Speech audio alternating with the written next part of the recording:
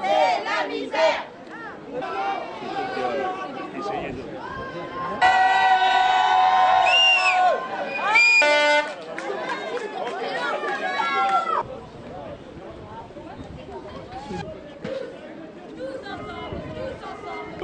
Tous ensemble, tous ensemble, hein.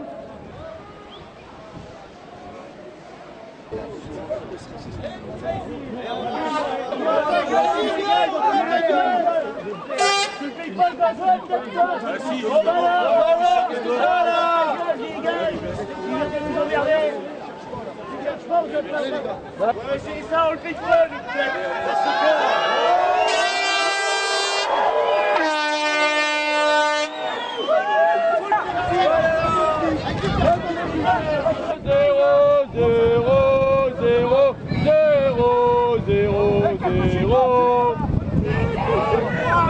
Ta gueule!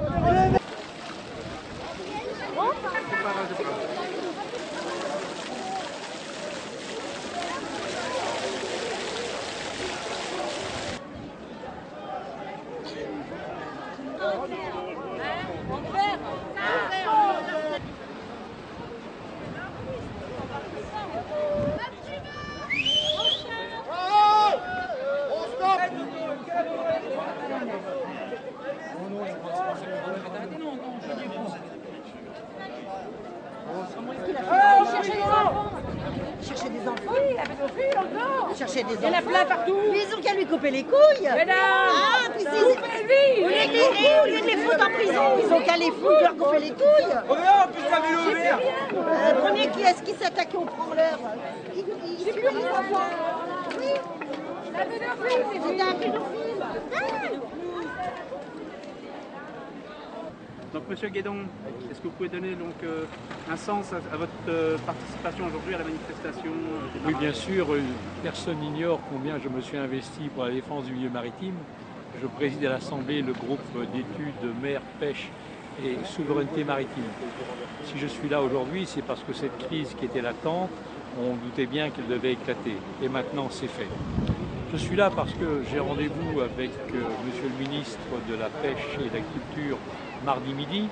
Je serai accompagné du président du Comité national des pêches et du président de la coopération maritime pour lui dire de manière définitive, après la réunion que nous avons eue la semaine dernière avec ces mêmes personnalités, que nous voulons que la France ait une politique maritime commune comparable à la politique agricole commune, cette dernière touchant 40% des fonds européens et la France en ayant la moitié. Et ce que nous voulons dans cette politique maritime commune, c'est qu'il y ait des lignes de force qui soient compréhensibles. La première, c'est qu'il y ait une transparence totale avec les professionnels sur les quotas.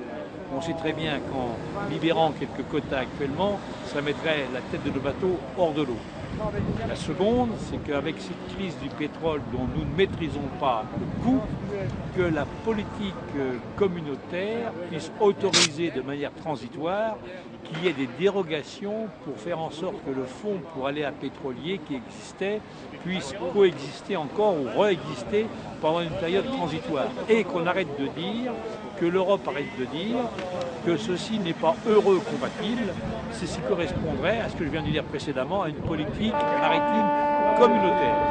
Nous voulons également que les bateaux puissent être non seulement reconstruits, mais modernisés, et que ce plan de modernisation correspondra à des méthodes de pêche telles la, comment dirais-je, la Seine danoise, à des diminutions considérables de consommation de pétrole, de même que dans les différentes économies que l'on pourra faire. Et puis, dernier élément qui nous inquiète, c'est Natura 2000, puisque Natura 2000 viendrait peut-être empêcher d'aller sur des zones de pêche où nous pêchons depuis 1000 ans. Donc ça paraît un peu bizarre d'une part. Donc en conclusion, ce que je veux, c'est que la politique maritime des pêches de la France soit une politique qui soit fondée sur le dynamisme et non plus seulement sur le contrôle. On parle de Grenelle, on a parlé de Grenelle de l'environnement. Est-ce que vous pensez que c'est un Grenelle de la pêche qu'il faudrait une remise à plat de tout, en fait, de tout le fonctionnement quasiment? Ben, le Grenelle de l'environnement, c'est un problème national. Le problème de la pêche, il est communautaire, puisque la pêche est gérée depuis le plan BILIC, le premier plan opérationnel pluriannuel, par une politique européenne à laquelle la France est obligée de se soumettre. Donc le problème est communautaire et non national. La manifestation vient de se terminer. Est-ce que vous pouvez faire un petit bilan là? On s'est aperçu qu'il y avait quand même une mobilisation stable. Il y a 200 marins pêcheurs, on a estimé à peu près 400 personnes. Donc ça a drainé quand même l'ensemble de...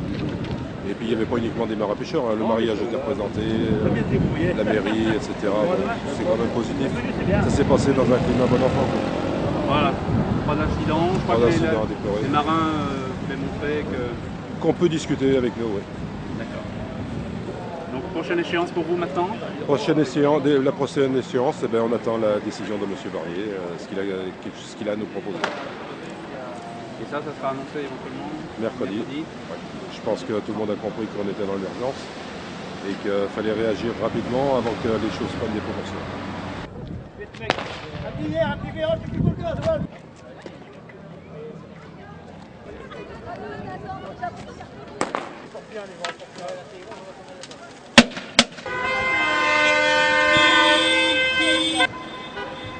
Ça va jamais être assez large.